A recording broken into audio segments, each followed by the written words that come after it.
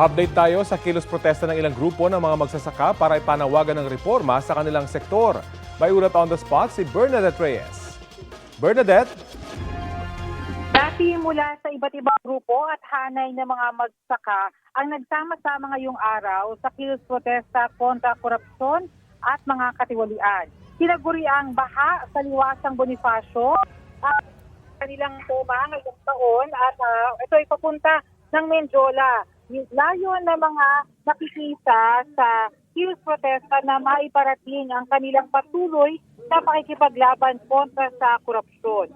Ayon sa Kilusang Bubutit ng Pilipinas, sa kabila ng mga ipinangakong reforma, wala pa rin daw tunay na pagbabago.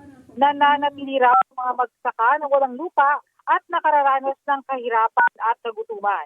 Ayon kay Lisa Masa, presidente ng Koalisyon Makabayan, walang transparency sa ginagawang investigasyon ngayon kaugnay ng flood control project.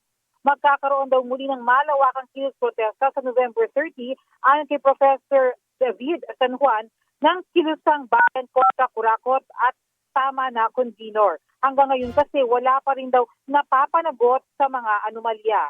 Rafi, sa ngayon ay ongoing pa ang kanilang programa dito sa May Menjola. Ayon sa Manila Police District ay wala raw permit na ibinigay sa mga rallyista pero pinapayagan naman nila na sila ay magkaroon ng programa dito. Ang tanging pakiusap lang nila ay maging mahinahon at maging mapayapa ang kanilang ginagawang pagkilos.